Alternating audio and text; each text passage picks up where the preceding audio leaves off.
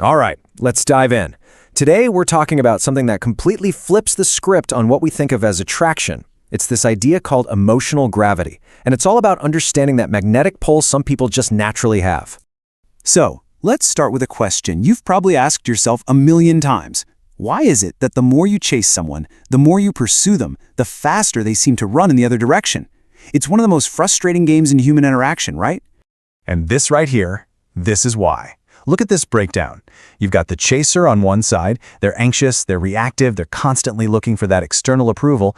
And then on the other side, you have the chased, who is calm, centered, and totally self-possessed. This imbalance of energy is the entire problem. It creates this dynamic where one person is basically handing over all their power. But what if you could just stop playing that game altogether? What if, instead of chasing, you could become the one who naturally attracts? Well, that's exactly what we're going to get into. It's a huge paradigm shift called emotional gravity. Now, right away, let's be clear. A lot of people hear this and think, oh, so I just need to play hard to get. No, that's not it. Not at all. Playing hard to get is a tactic. It's a game. It's about manipulation. What we're talking about is something so much deeper and way more authentic. The real alternative is to develop your own gravity. Seriously, think about it like you're a planet. A planet doesn't chase after moons, right? It doesn't have to. Its own massive, stable core creates a gravitational field that just naturally pulls things into its orbit. That's the goal here, to build that same kind of unshakable internal core. And here's the official definition. Emotional gravity, the attractive force created by your own stable internal energy, which naturally draws others into your orbit.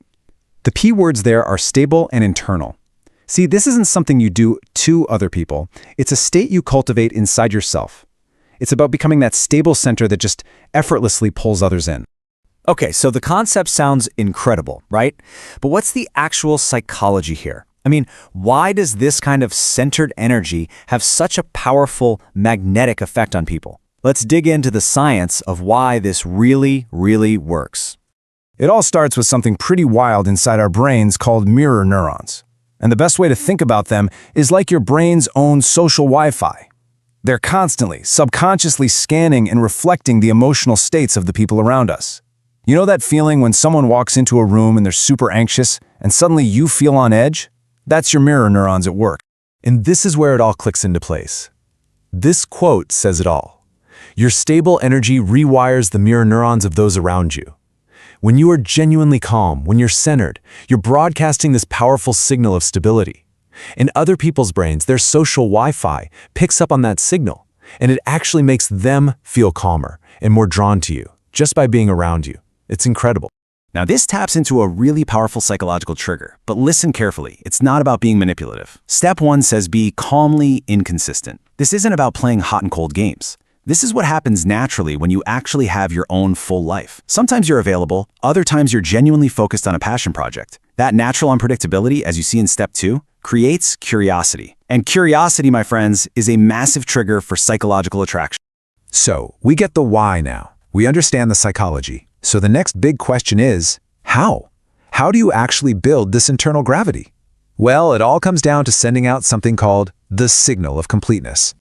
This quote just reframes everything perfectly.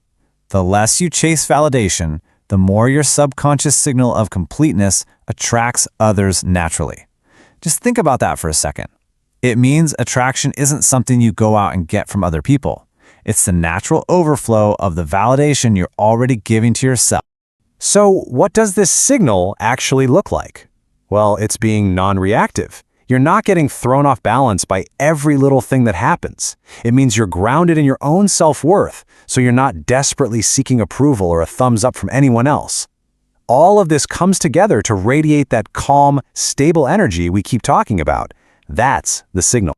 All right, let's bring all this home. Let's wrap this up and focus on the ultimate takeaway here, which is all about how you can start becoming your own center of gravity, starting today. Here's the roadmap. It really begins with a conscious decision to stop chasing validation from the outside world. Instead, you turn that focus inward, on building your own stable energy by being genuinely invested in your own life, your own goals, your own happiness. And maybe most importantly, you learn to trust that your signal of completeness, just you, as you are, is already powerful. It's already magnetic. And I really want to leave you with this final thought. Just ask yourself this one question. What would you do differently if you truly, deeply knew you were already complete? How would you walk, talk, and interact with the world? Because the answer to that question, well, that's where your emotional gravity truly begins.